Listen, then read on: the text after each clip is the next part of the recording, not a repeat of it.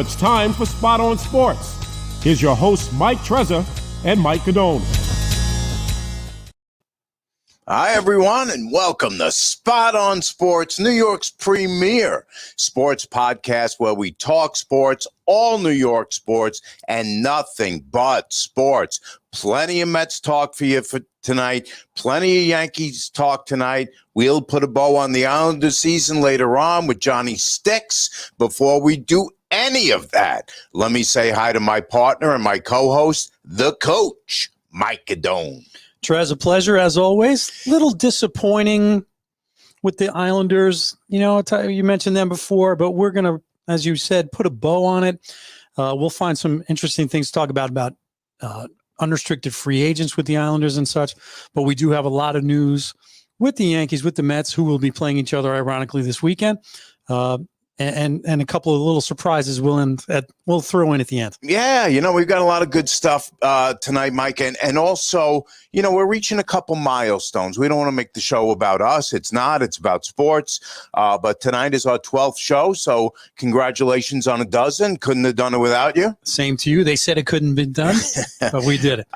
It's also, we're in that sort of transitory period now that the New York sports teams are completely out of the winter sports playoff sweepstakes.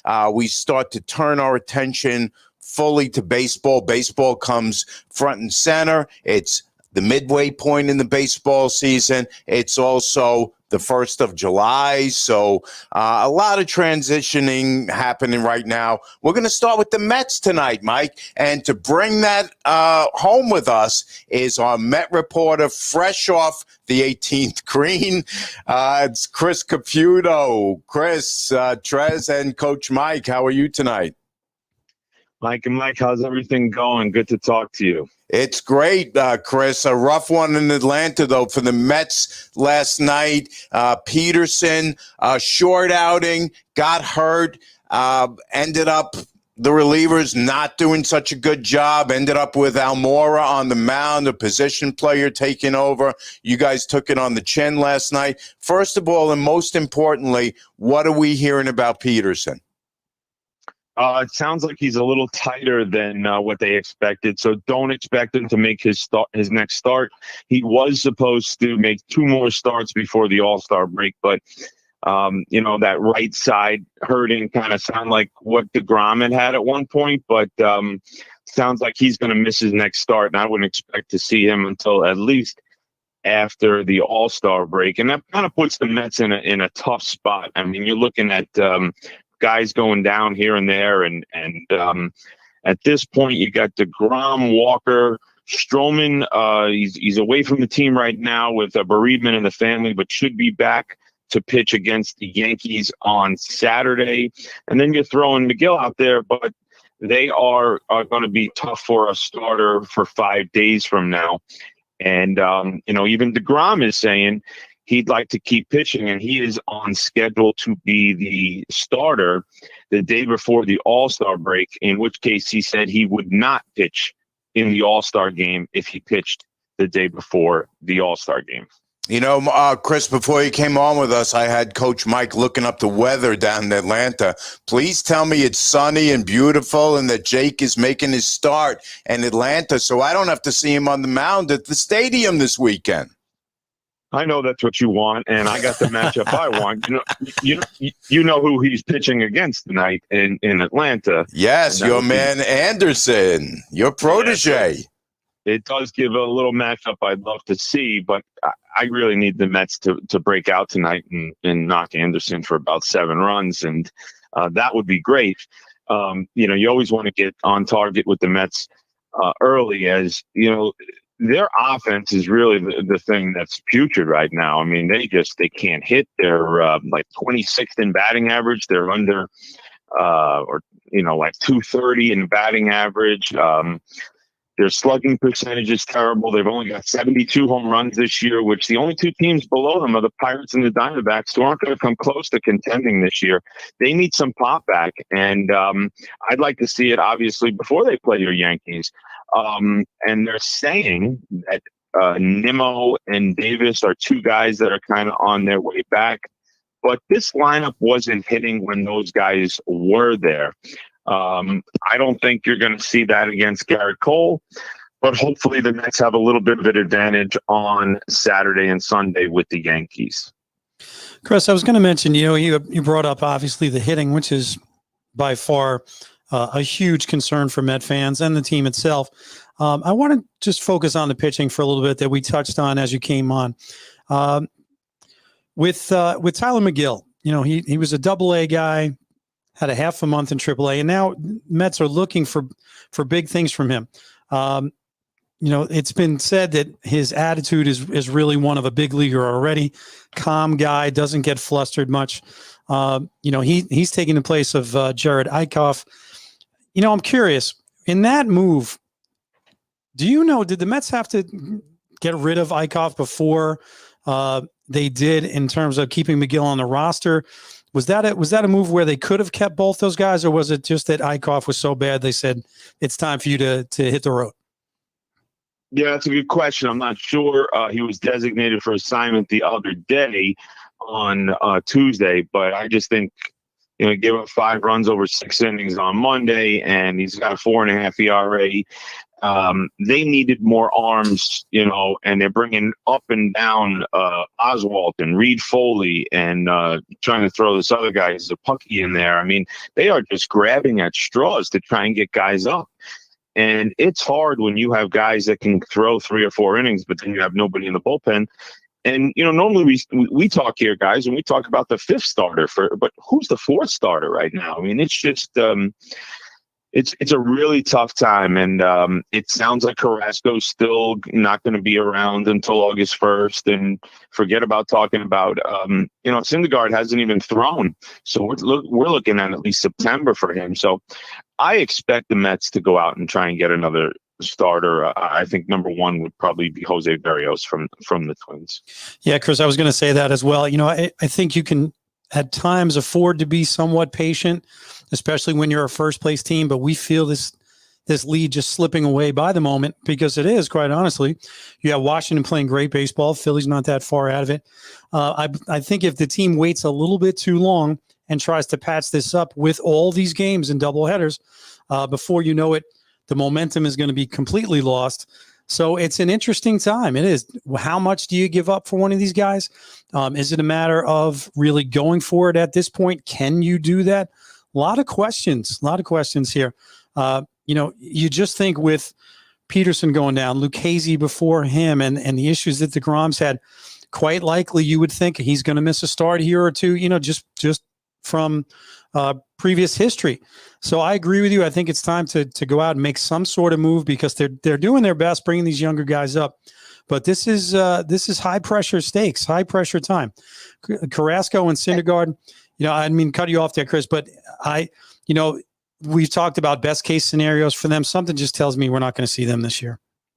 Yeah, and the Mets have to act now. I think we talked a couple of weeks back, and I talked about 16 games that they had with the NL East, and no matter what happens tonight, win, lose, or rain, they're not going to have a 500 or better record during those 16 games, which is not good. No. And I think if we were to talk earlier in the season, the team that would have the chance to catch the Mets would probably be their opponent tonight, and that's the Braves.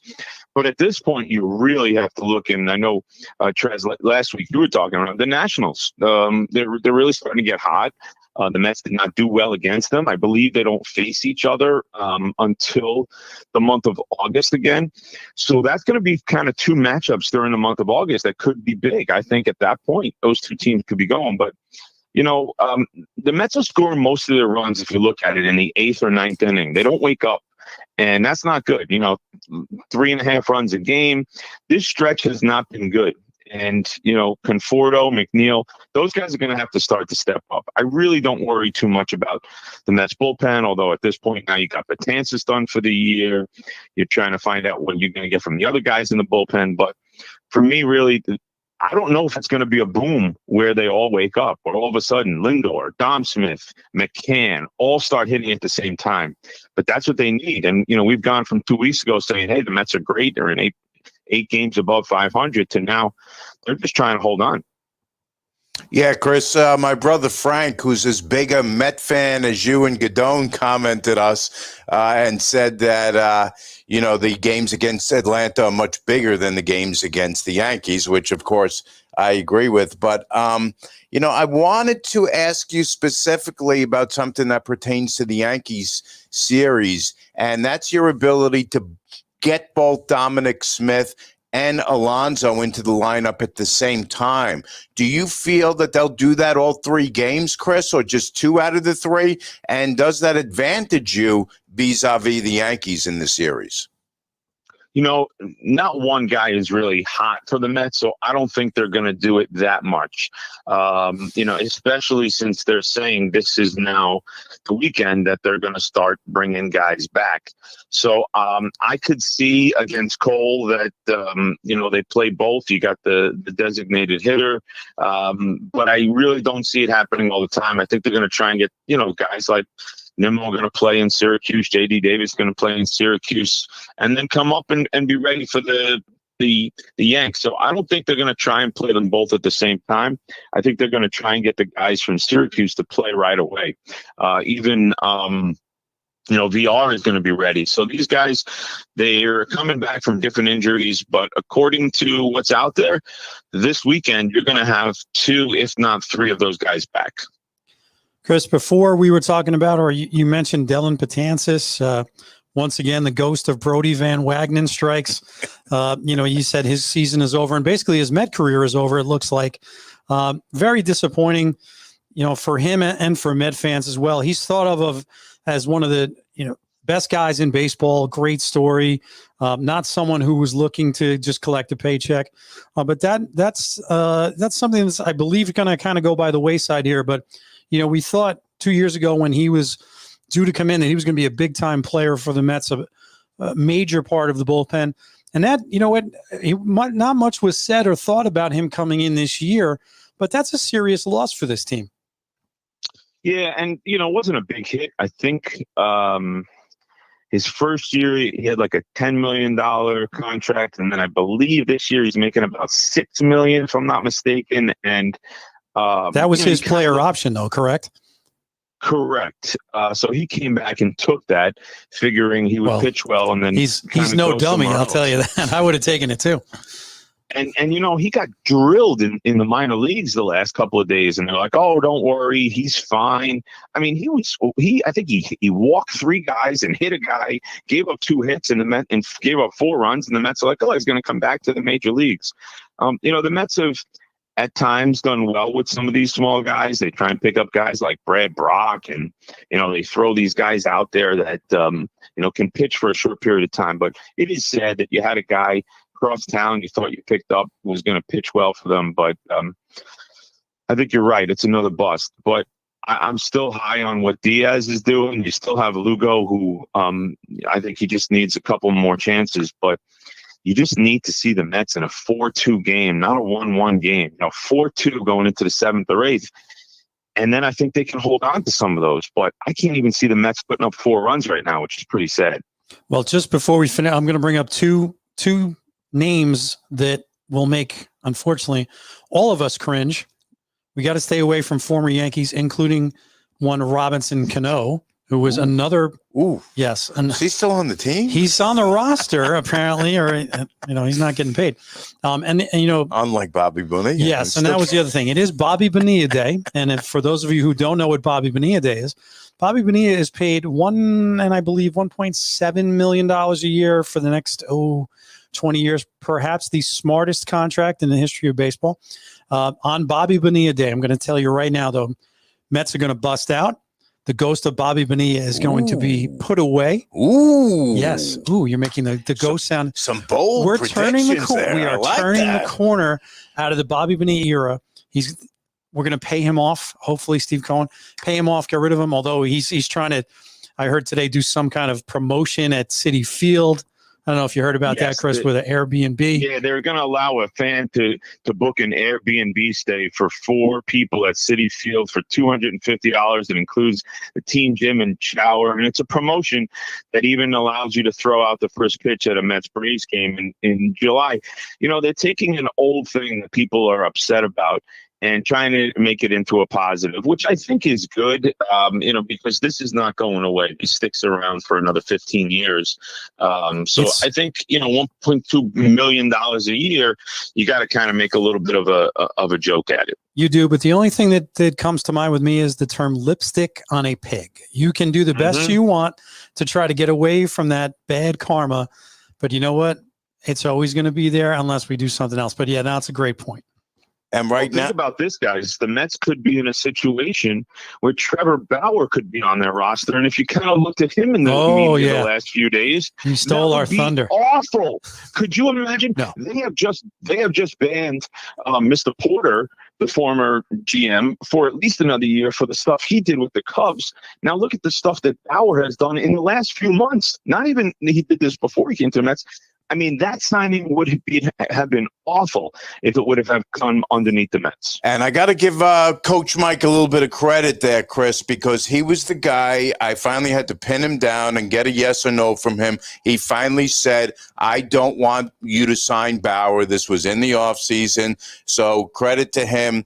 Right now, Chris, Alonso is approaching respectability, 13 homers, 40 RBIs, 264. Right now you have Smith. He's at 6 homers, 29 ribbies, a little bit low on the average, 245. Of course, Lindor is still a little low on the average, but the production with the homers with 9 and 26 RBIs. McCann is starting to hit a little bit, 7 homers, 28 RBIs. Is there one guy out of the regulars, Chris, to the extent that the regulars are still in the lineup, that you're looking for maybe a little bit more from than what he's given so far?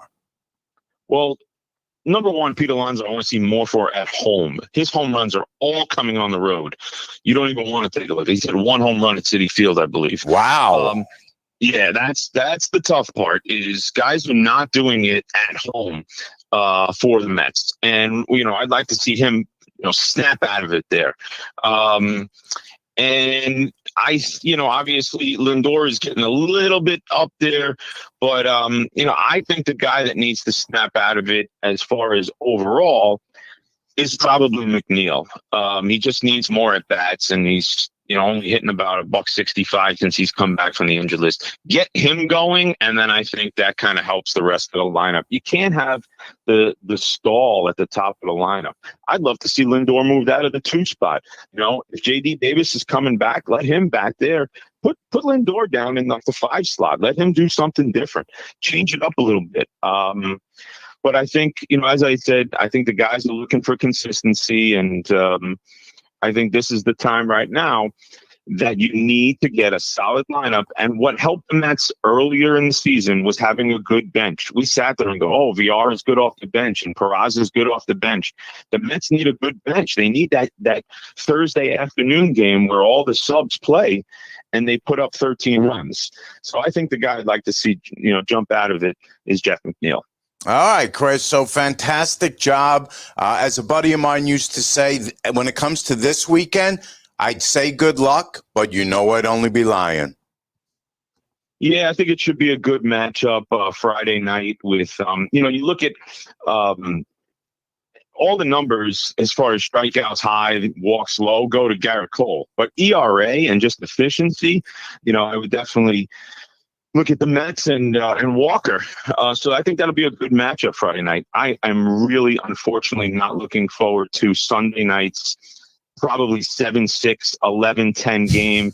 The starters are just not going to be good. I expect to see a lot of home runs that night. But, hey, it should be fun, and then they'll do it back up again in, September 11th will be a fun time at Citi Field. We'll see you along the way, Chris. Thanks again. Terrific job.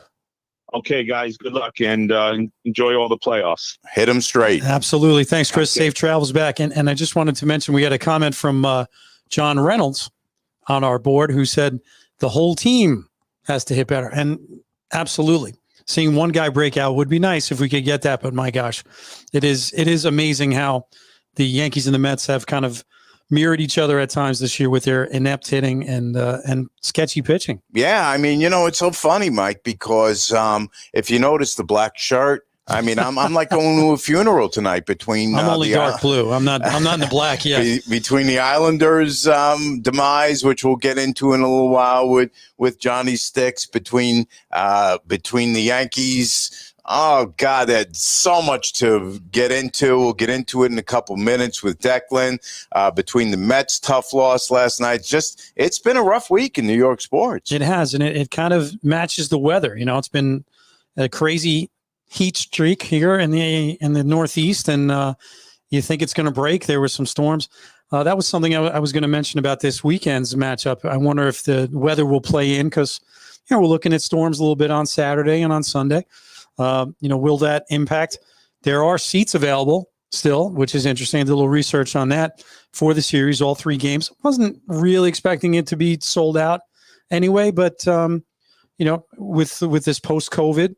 But they're still advertising the heck out of it. Yeah, and before we bring up Declan, 2 things really quick. Got to mention Michael Anthony at the control. Always does a terrific job. Also got to mention my friend Ray, whose podcast, his political podcast, is taking place at J12 Studios. Remind me to promo him again at the end.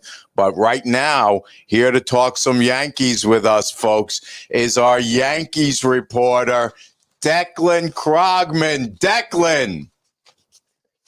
Thank you guys for having me on this rainy afternoon that is just absolutely miserable after last night's loss. What the heck is going on with the Yankees, Declan? I'm blaming you. I mean, they go up to Fenway. They get their rear ends kicked in. Monday night was a disaster. Tuesday night, they actually look good. Last night, they knocked Ohtani out of the box early. I'm thinking, okay, this one's going to be, over early, over easy, and I can get some sleep. What in the heck happened in that game? It's really unbelievable that you can knock a guy out who's really been not only an MVP candidate, but perhaps the biggest story in baseball this year. You slack him for 7 runs in the first inning, and not only do you lose that game, but now you're potentially, with the rain today, you're essentially looking at a lost series here to a team that is well out of the race in the AL West. So, first of all, I don't care what anybody says. When you have a guy that's as great as he's been hitting and as good as he's been pitching this year as well, when you have a guy that hit 2 days in a row, hit 2 home runs, played 9 innings of both games the 2 nights before, and then comes out and walks 3 guys in the first inning, he's fatigued and he's tired. So I don't see a world where he's able to pitch every 5 days and hit for 3 of them and just be successful, or more importantly, stay healthy. I mean, I'm never worried about his hitting.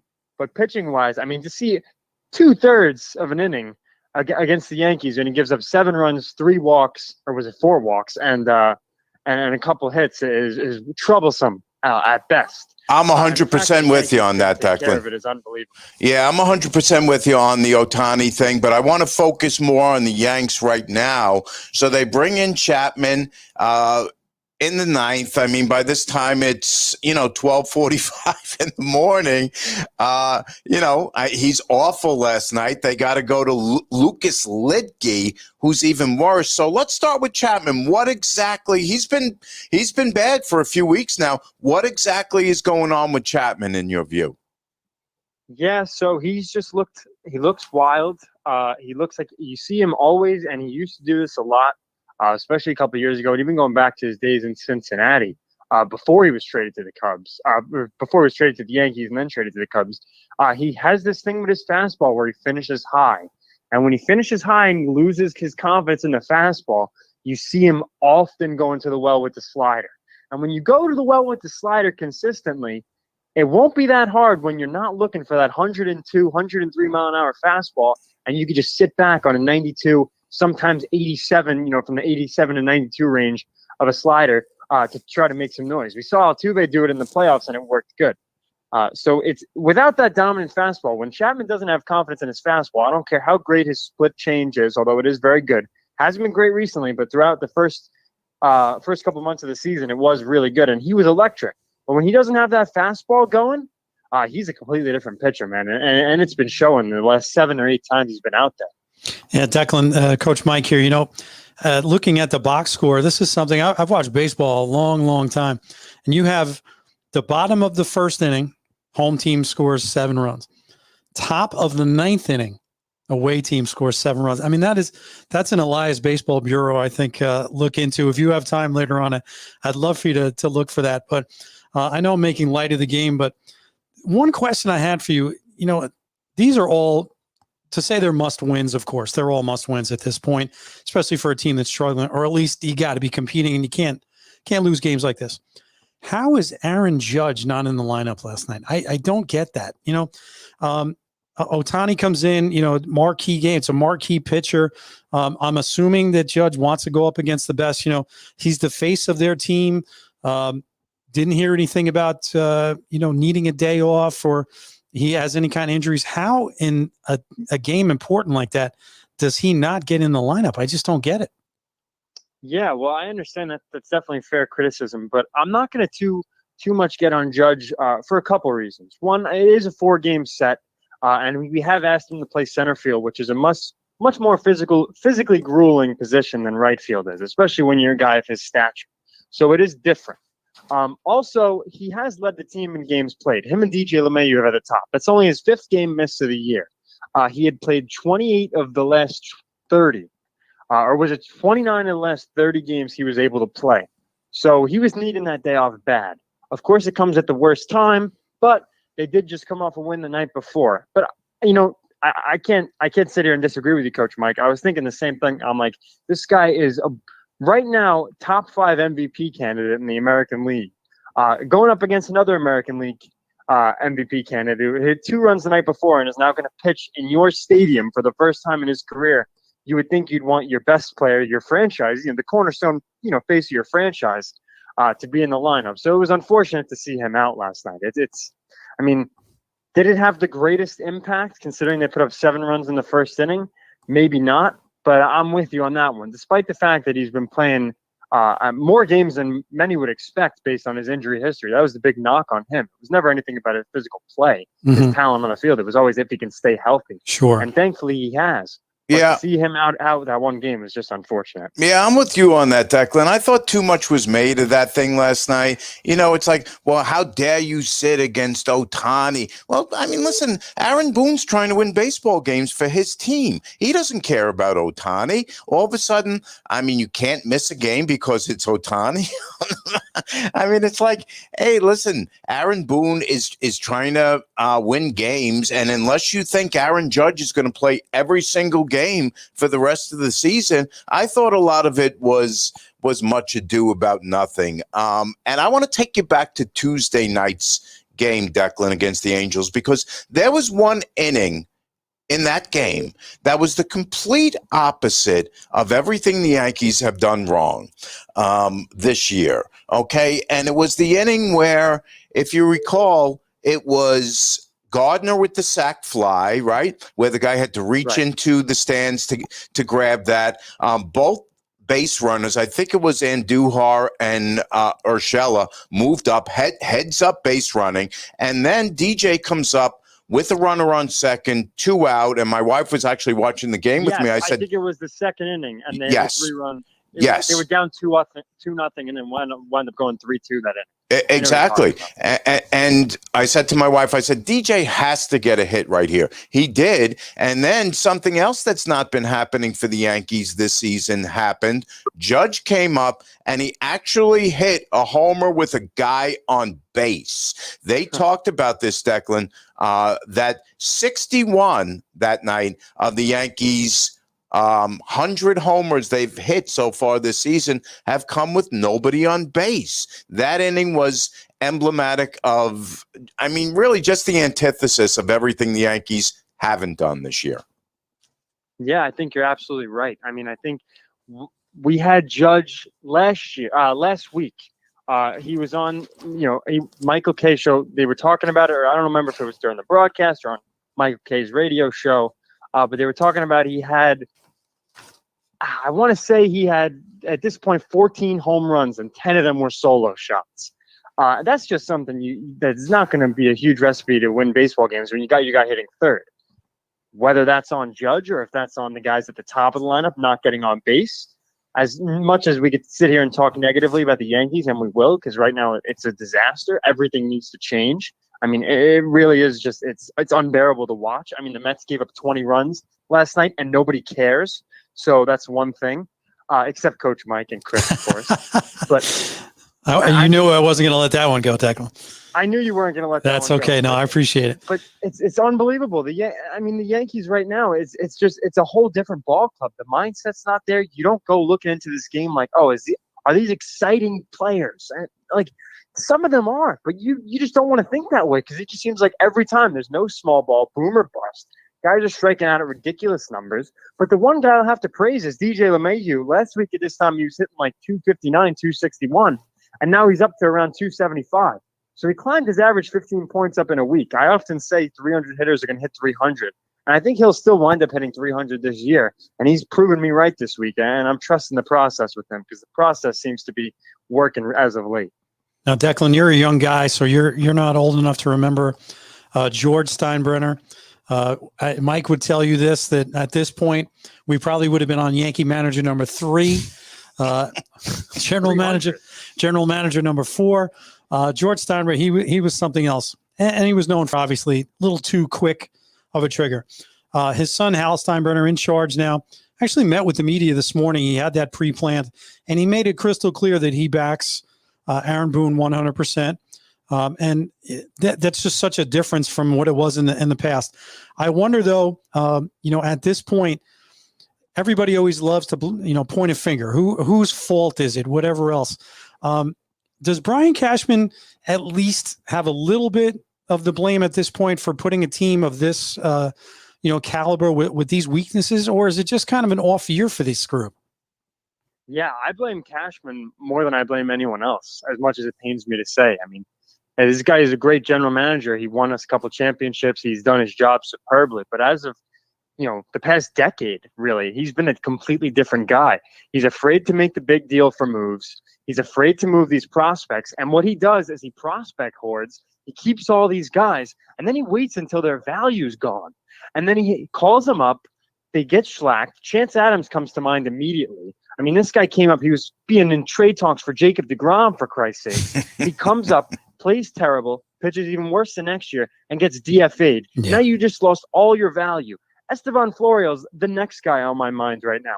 He's another guy who has been hyped up, highly touted, and now you let him rot in the minors until he's 24. You call him up for a game of a doubleheader, then send him back down for another 3 months. I can only imagine what they're going to do with Dominguez. Davey Garcia lost all of his value after pitching pretty good last year and even going into the postseason on the roster in the starting rotation. Now he's not even on the team. He pitches poorly in a couple starts this year. Send right back down to the minors. So my biggest thing for Cashman is not only is he too slow to pull the trigger, and another guy, Hal Steinbrenner, is the complete opposite of his father. I mean, he waits too long to do anything. He has absolutely no will to move any pieces or to make any moves, personnel, anything. He wants no part of it, and he's completely hands off. And Cashman right now is all he's going to do is he's going to, be frustrated with the team. He's going to back Aaron Boone. Aaron Boone will survive the rest of the season. He'll somehow, but in the grace of God, find a way to be the manager of this team next year, despite if this team wins 83 games. That's how bad it's gotten. There's no stones in this management whatsoever. They will trade for nobody. Actually, check that. They traded for Tim LeCastro today. We're going to the World Series. That's a game changer. Get him up here. Get him up here. What do they want to do? All the guy does is get hit by pitches. Is that what this team's looking for right now? Like us, folks, and comment us. We're getting some great comments tonight. And I just want to piggyback, Declan, onto what Coach just said, and that was about Cashman. Interesting comments. Cashman, who's usually much more tactful, came out with a rather blunt comment this week, a couple days ago, and said, "We suck." And I'm like, thank you, Captain Obvious. Do you really think so? What was your reaction to Cashman's comments? Well, he's not wrong. I mean, this is a team that goes and wins 7 out of 9 games and then goes into Boston and gets swept. Yeah. And now loses 2 out of 3 from the Angels.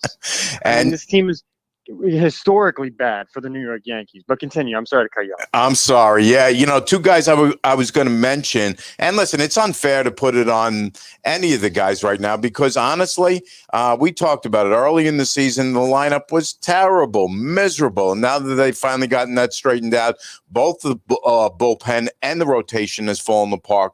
But I want to point to two guys, Declan, that have been emblematic of that suckage, if you will. And that's Clint Frazier, he of the 5 home run, 15 RBI, 186 batting average, and also my favorite whipping boy as of late, Gleyber Torres, he of the 3 homers, 26 ribbies, and the meager 242 batting average. It's unbelievable. I mean, I can't believe Gleyber is the same guy who had 284 or 281 and 39 home runs in 2019, 38 home runs in 2019, excuse me. It's unbelievable. As far as Clint Frazier goes, I always say this often when having discussions with some of my teammates or even guys just talking baseball.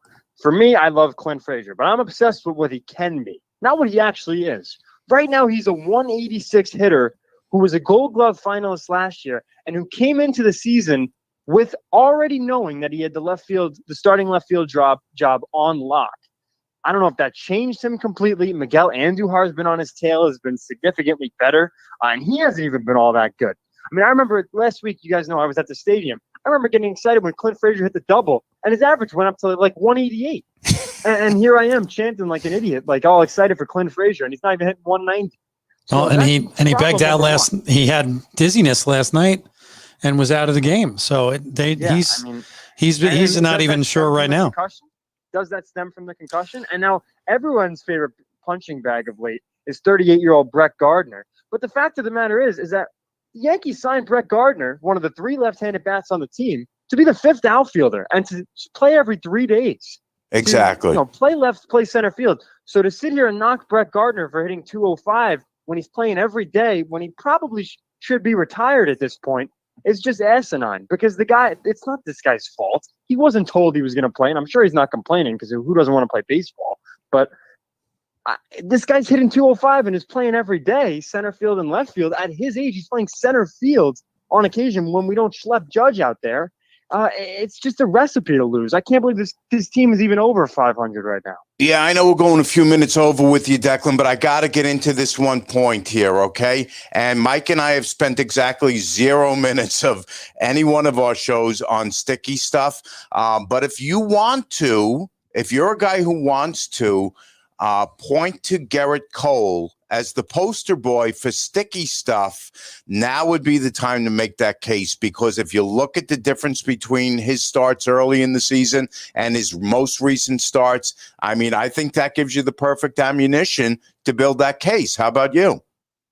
I think the thing with Cole is that it's not even that it's affecting his performance a lot.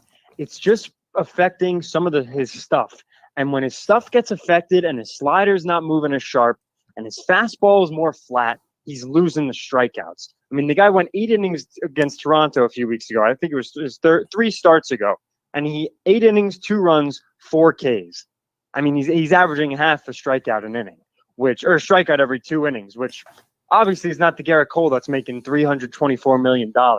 Personally, I think the MLB is handling this. If they could handle it any worse, I'd like that to be a challenge for them. And I'm not even surprised at this point because Rob Manfred is so bad he shouldn't even have a job. He is the worst commissioner. And his predecessor was Bud Selig, who turned a blind eye to the entire steroid era and still got into the Hall of Fame before any of the guys who were juicing.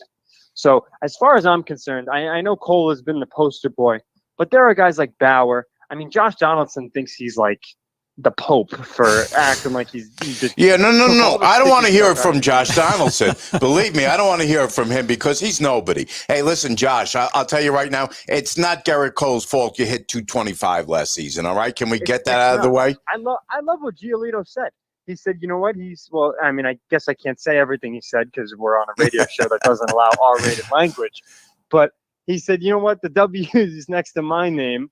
And you're in last place. So why is Donaldson hitting his whatever? I mean, what is he hitting right now? 250? Like, if that's the case, you should be ashamed of yourself. It's not sticky anymore, and you still can't get to the average that you were 6 years ago when you were irrelevant and a really good baseball player. So I'm sick of Josh Donaldson.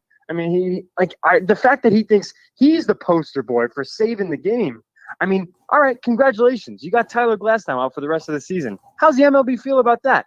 The AL Cy Young favorite, in my opinion, I thought he was going to get it over Cole and Ohtani, is now out. And the Rays playoff bid in the AL East, which has been the NFC East, in my opinion, for the most part. Maybe the NL East has been more the NFC East equivalent in Major League Baseball. For sure.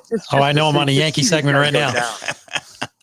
Yeah, exactly. Yeah. But to see these guys go down, and I know you guys are more of the old school train of thought, so I'm sure that you don't love the sticky stuff, but I think that there's got to be some universal substance that is allowed, because if you look at these balls, I mean, what the MLB has done, even in the past 40 years, baseball obviously is always going to be advantage pitcher, the game in its nature. But what the MLB has done to make this game advantage hitter, and I don't want to get off on a tangent here, but between lowering the mound, bringing in the fences, we saw them do it at Citi Field 10 years ago. I mean, the only thing that they've allowed for the defense and the pitcher is the shift. Everything they've done, they give the hitters pine tar. The hitters can do whatever they want. They juiced the balls 2 years ago and the year before, and now they overcompensated by ruining it. And now they're taking it out on the pitchers because they're acting like sticky stuff is why they're dominating, and that the balls were fine to begin with.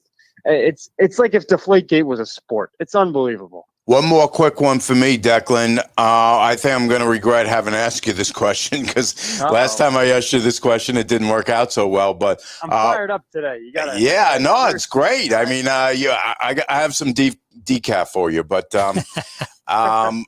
what are you expecting from the series up in the Bronx against our crosstown rivals this weekend? What am I expecting? A bunch of rain. I think they're going to play 5 innings of each game, and nothing's going to happen from any of it. Okay. That's what I think is going to happen. No, I don't know. As far as the actual game goes itself, for some reason, I think that the Yankees, because the up and down team that they are, I think that they'll find a way to at least make some noise. You know, and the Mets are not exactly the 27 Yankees themselves right now, after losing 20-2 to the Braves, who are also not the 27 Yankees. They're not even the 2020 Mets or the 2021 Mets for that much. So I think that they'll find a way. It's July 4th weekend in New York. As bad as the Yankees have been, New York baseball is beautiful in the sense that it'll always bring people together. And to have the Subway Series and I know I trash the MLB and its marketing schemes, but to have the Subway Series round 1, July 4th weekend, and round 2 on the 20th anniversary of 9/11, it was really just great on their part. So it'll be exciting to see. Hopefully we'll get some fireworks on Sunday Night Baseball, and some guys will get it out of the yard. Well, I guess it'll be no left-handed hitters from the Yankees to do that in the short porch that they built for themselves, which is just genius, as I go on another rant about the Yankees. But I think it'll be a close series for the most part, 2 teams struggling. Give me the Yankees 2 out of 3. All right. That'll be my prediction. All right, Declan, I got to get to sticks with some hockey, but terrific job by you tonight, and we'll talk to you probably in another week or 2, okay? Have fun, guys. Thanks for having me. Enjoy the weekend. Take care. All right, Mike. So before we get John on the phone, my buddy Tony Abate agrees with Declan. He says, great point. Just the total embarrassment, the way they're checking the pitchers. Not sure, but I thought I heard they went to check a pitcher after he gave up 4 runs that inning. So, Tony, thanks for tuning in. Thanks for commenting. Any other thing on the baseball, Mike, or the Subway Series before we get to Johnny Sticks? The only thing I can say is that changing something in the middle of a season, especially with pitchers and their grip on a baseball, it makes absolutely 0 sense. I mean, to me, it's just even from a safety standpoint, the pitchers, of course, they're likely going to be upset no matter what change is made, when it's made. But in the middle of a season, my goodness, I mean, I can't wait to hear the rationale behind that. Yeah. And listen, before we get Sticks on, just really quick, I mean, Chris mentioned it. We didn't dig into it. Thankfully, we didn't dig into it. But I got to come back to your preference not to bring Trevor Bauer in. I mean, the stuff that is going on with him, Mike, we don't even want to talk about on the show. This is a family show. So This past week, it's been curtains for the New York Islanders. Here to help us make sense of it and to talk about where they go from here is our Islanders reporter, Johnny Sticks. John Santa Maria. John, how are you? Mike, good evening. It's a pleasure. Hey, John. Yeah, so John, really, really disappointing that Game 7, that Friday night down in Tampa. Islanders had a couple really good chances in that game. The two I can think of off the top of my head that were the best chances to me were the one with Bailey right in front of the net where he tipped it high, and then there was the one with Barzal to the left where he, really good idea, tried to get the shot off really quickly because Vasilevsky was out of position and he just couldn't get the trigger pulled on time. What do you think were the best opportunities for the Islanders in that game? Yeah, I think you could say that too. Certainly, second period was certainly some of the better chances. Had some opportunities in the third. But one thing to really sum the whole thing up in a quick for a span of time and to get to other things too is the fact that you were facing a world-class goalie. And Vasilevsky's as good as they come. You knew what you were getting. Probably top goalie in the league. And he showed why. And Tampa's on a whole nother level. And the Islanders gave them a good fight. It was a great series, a great season, couple of lopsided games.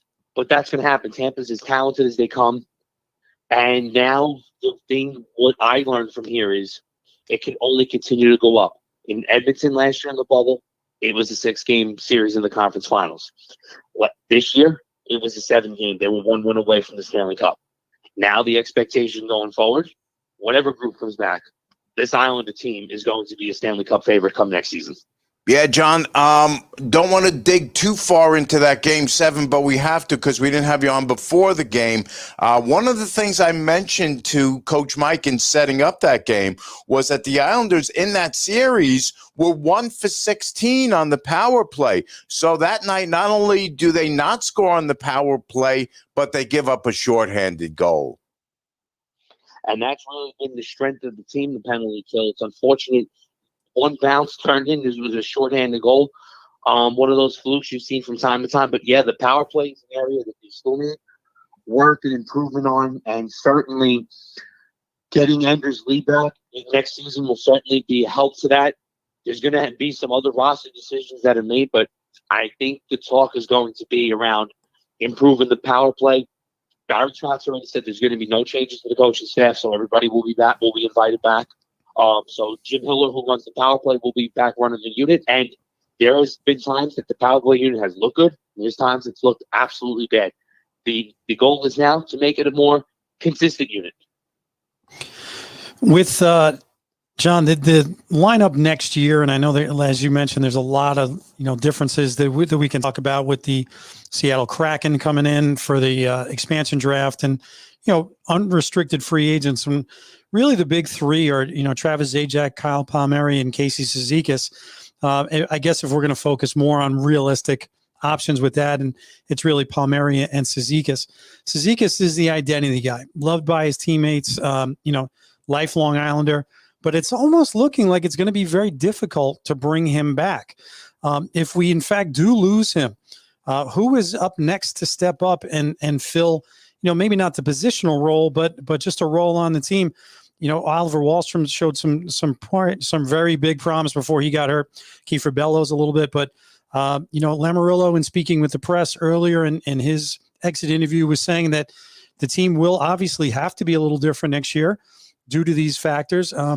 Is it likely that we can get Cizikas or even Palmieri back, at a reasonable salary? Before we even get to unrestricted free agency, the Islanders have 3 restricted free agents of their own they have to take care of paying. And Lou Lamoriello also said, too, that those 3 will be taken care of on this team. And that's Adam Pelech, Anthony Beauvillier, and Ilya Sorokin, who all need new contracts. They are restricted free agents, and they all have to be, with the exception of Sorokin, the other 2 have to be protected in the expansion draft. So those deals need to get done. You cannot. The unrestricted free agents are exempt from the Seattle Kraken, but a restricted free agent you need to protect. So Anthony Beauvillier will be one of the players that's protected. So will Pelech.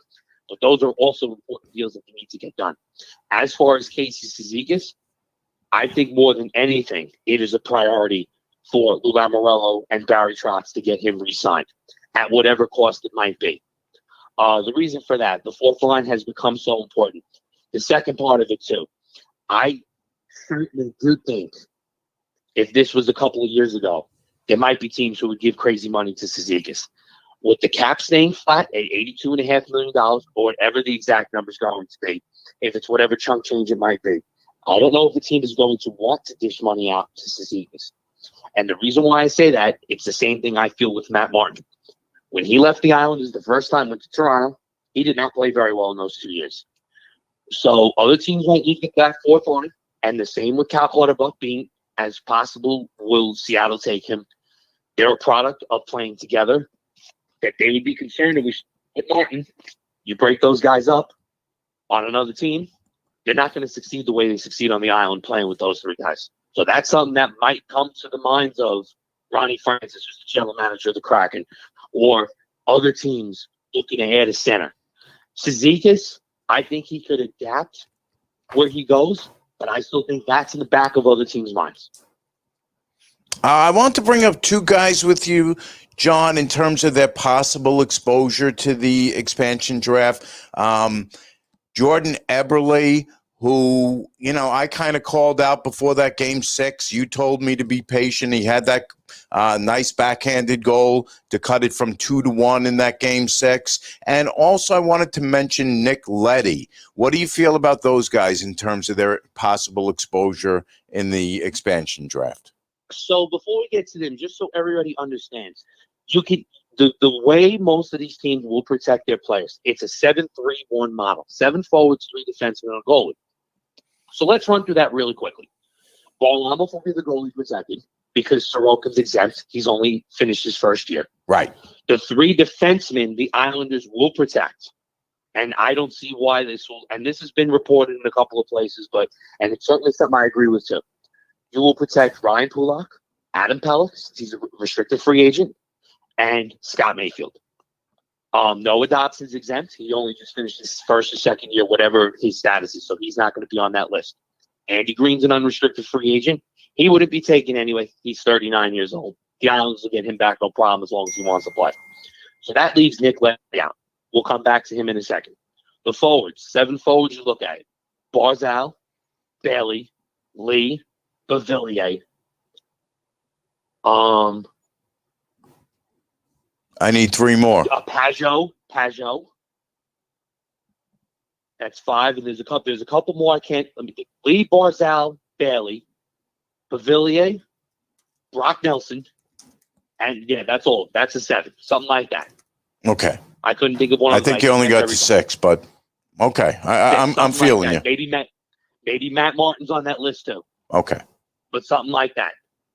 So that's why the name Jordan Eberle keeps coming up. Palmieri's a free agent. We know that. The reason why I think that's also being brought up, both of those guys' contracts are at $5 million, $5+ million. That's a nice number to take on for a new team because they have to take 30 contracts. They're not the only team who's not giving a player to Seattle is Vegas because they're not even 5 years into the league yet. So they were exempt. So they're going to take 30 players. You have to get to the $82.5 million. You're going to have to take a couple of bad contracts. Is 5 a bad number to take? $5.5 million? Could be. Depends what else you take. But the other name that could also be brought up too is Andrew Ladd. If Lou Lamoriello decides to sweeten the pot, throw them a draft pick, get him off the Islanders' plate. I think he's only got a couple of years left on his contract, and he could try to keep the rest of the team together. Yeah, that's a tough contract to try to get rid of. I'm sorry, I didn't mean to interrupt, but I think in a perfect world, that's the one you want to get rid of for sure. Yeah, the reason why that could be done, this happened with these two. I was catching up on this the other day. They took David Clarkson. He just played for the Devils. He was in Toronto. They threw him on long-term IR because what the Kraken are also going to look for is draft picks. They want to add extra draft picks. So if certain guys are set, there's going to be handshake agreements. This happened 4 years ago. The Islanders did this too. They gave a first-round pick to Vegas, and they agreed on the player that they were going to take. They took a minor league goal. It was a Berube. And they gave them a contract that ended up going on long-term IR in exchange for like 2 draft picks. You'll see that happening. I don't know if the Islanders are going to want to do that this time.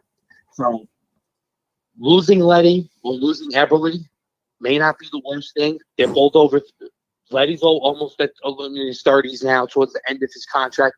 It could possibly get some other guys some exposure and also some other cap space. So the reason why those guys have been brought up, because if say you lose Eberle, then it gives you the room to maybe bring Kyle Palmieri back at that same number. Is there any big name out there that is intriguing for the Islanders that, with all these different moving parts, is a possibility? I mean, I hate to bring up Alex Ovechkin. I don't want him on this team whatsoever, but there, of course, it's a sexy name and he's out there. I'm just curious if you think, is there a name that's worth bringing in, or is it just a matter of let's keep this group? I think, to be honest with you, I think right now it's going to be very tricky. And I think that's going to be a question that we can answer better after the expansion draft happens, because free agency doesn't start for a week later. So then we can get better ideas. And we might also see some trade movement too. We've heard some talks that Vladimir Tarasenko has the Islanders he has a no trade clause, but he has the Islanders on the list. But what are you going to give up to get someone like him? I know Nashville and the Kings made a trade. I think any movement we're going to see right now is for expansion draft and protection purposes. But as far as the Islanders are concerned, it's going to be really hard for them to make a move. It's going to be hard for a lot of other teams to make moves too, to make their teams better because of this draft coming up. Yeah, John, my buddy Russ is commenting us, a huge Islander fan, and he says just because you expose somebody, you're not necessarily losing them. He also feels confident the Islanders will lose Nick Leddy. So, that's the one, and it's a good contract to take. It's only a couple. Yeah, it would be unfortunate after all these years here, but it's not going to be as easy as it was a few years ago. When the Knights came into the league, the Islanders, they're probably going to lose a player. If it was it wouldn't be the worst thing in the world, because you could really get some more younger defensemen. Then you give yourself probably almost $6 million to play with between paying Pelech and maybe bringing in a defenseman at a cheaper rate. And then you could also possibly look for a way to keep Palmieri. I think the COVID pandemic certainly changed some things too with this expansion draft, because we probably wouldn't be talking about losing a Nick Leddy right now if there wasn't COVID. So it's the world we live in right now. But one thing that I've learned, and I think the reality is the Islanders know that the organization knows this team's not going to look the same come the fall as this group that ended in Game 7. John, fantastic job. I got to thank you. I give you credit. You've been with Mike and me since we started. You brought us all through the regular season, all through the postseason. And we didn't forget also the work you did off the ice, helping us create our YouTube channel and getting that off the ground. So we really, really appreciate you. We're going to give you a break for a couple weeks. We'll have you back on and talk about prospective free agents and stuff like that. But thanks again, John. We really mean it. Yes, terrific job. Looking forward to recapping Seattle. But one comment I wanted to make, because I heard it on the way in too, with the Trevor Bauer talk. I think that was one of the smartest things Sandy Alderson and Steve Cohen and Zach Scott, whoever was or even if Jared Porter was there at the time, I think it was a lifesaver for the Mets, especially with not just what's going on now. He's not pitching to the level he was pitching at last year. Yeah, Jared Porter wanted to corner the market on harassment himself. Oh, no, come on, stop that. In a weak Central Division. Let's get real how weak the National League and AL Centrals were last year. DeGrom probably would have had his ERA now pitching against it. So it's like I wasn't even fully impressed with Bauer. So everything worked out for a reason. Mets different story right now, but we'll talk about that down the road. Hopefully, team gets a little more healthier. All right, John. Thanks again, so man. much, We'll Johnny. talk to you soon. All right, guys. Have a good night. All right. Be well. Man, just to put a cap on that, Mike, I mean, sometimes, as they say in sports, I know it's a cliche. I don't like to talk in cliches, but the best deal is the one that you don't make. Absolutely. Definitely. And then one last name I want to bring up on the hockey front. I was going to mention it to John, but we ran out of time. A big name with the Islanders that has been around for a long time, and the guy is only 25 years old. Josh Ho-Sang. I don't know if you remember that. He was a highly touted draft choice, up, down, previous regime, the whole 9 yards.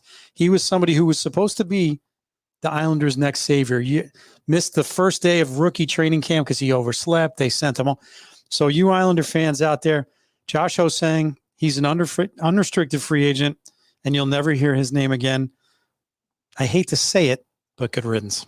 Yeah, well, you know what, Mike? Let's broaden out the picture a little bit and look at Stanley Cup Finals. Tampa holds serve at home last night, 3-1 last night, 5-1 on Monday. They now lead in that series 2-0. They lead 2-0, and they're going to Montreal, where they're only allowing, I believe, 3,500 fans, maybe a few more. But Canada has major restrictions, so there's going to really be very little to zero home ice advantage there.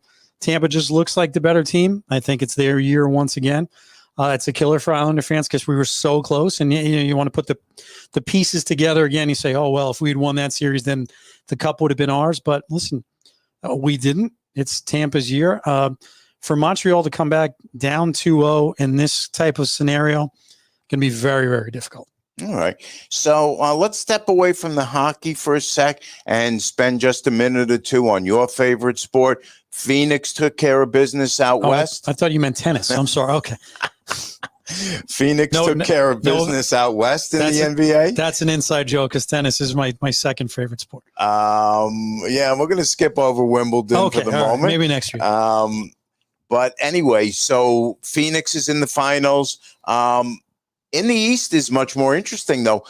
Series tied at 2-2. They play at Milwaukee tonight. No Giannis. And what? Trae Young also hurt. What are we hearing about Trae Young? Last word on him was questionable, which is probably they're leaning towards keeping him out. Deep bone bruise on his foot. If it was 3-2, they're down. Who knows? 2-2. I'm sure he wants to be out there, of course. There's no question about it. With Giannis out, it does kind of equal the playing field a little bit if he is, in fact, held out. It's going to be a tough one. I mean, this series here, it's the battle of attrition. It's who can stay healthy. You don't like to see anybody go down. Very scary when Giannis, anything with the knee hyperextension, that's something. Just look at Kawhi. You could be out for quite a long time. Are they downplaying it, hoping he can come back for, a game 6? I don't know. Trae Young, I'm a little bit more optimistic about. Not that, bruises to people's feet or anything to be, laughed at, but Giannis is the one. He is such a difference for them. Trae, can he come back, play a little bit? We'll see. But it is 2-2. Did anybody ever in 1,000 years, 1,000,000 years think that the Atlanta Hawks would be going toe-to-toe with a top team in the Eastern Conference? No, it's true, Mike. But when you look at it from an interest standpoint, look at the casual NBA fan, right? Sure. Your team is out of it. Now you've got two teams that are kind of small market, right? You've got Atlanta and you've got Milwaukee, which is definitely small market. And then you've got the two marquee players out. I mean, that's a tough ask for a casual basketball fan to tune into that game tonight. Yeah, it's a very tough ask. I mean, I don't know what else the nation is going to be tuning into at the point. Obviously, baseball's in full swing. Don't want to mention the WNBA because I don't think they're losing any fans, unfortunately, to that as a women's basketball coach. Serena's out of the mix in Wimbledon. There you go. I'm giving you a tennis Thank you very much. Yes, and they're 5 hours ahead, so there's not much to think about at 12 a.m. Tennis-wise. But, yeah, it's definitely a tough ask to see if they can get any significant numbers on a game like this. The only thing I think, the true basketball fan, of course, is going to watch this game. But what I'm looking at is if both those guys are out and if that extends longer, what is the strategy? Who steps up? Who doesn't? We talked about Kevin Huerter last week for the Atlanta Hawks. Came out of nowhere. Does he have a huge game? Middleton for Milwaukee has been a primetime player pretty much all year long. So if both guys are out, I got to give Milwaukee the edge in this one. Yeah, one more thing I want to bring up with you, Mike, and I didn't want to get into it with Declan because we went a little long with Declan, but I myself am not a huge Joe Madden fan, okay? So let's put this in the context of last night's game, okay? Here is this kid, and obviously I'm a fan of the kid. He has charisma. He's trying to do something nobody else in the game is trying to do, and I give him all the credit in the world. I, as a fan who's over a certain age, tried to filter out a lot of the noise about Ohtani. And I said, you know what? When I saw him hit a homer against the Yanks Monday night and saw him hit 2 homers on Tuesday night, or was it the other way around? I said, listen, I've got to give this kid his due. He can really hit. This is no hype. This is no hooey. You know, and I'm a fan of the kid. But if you're Joe Madden, I mean, this is what makes me nuts. And it's bizarre.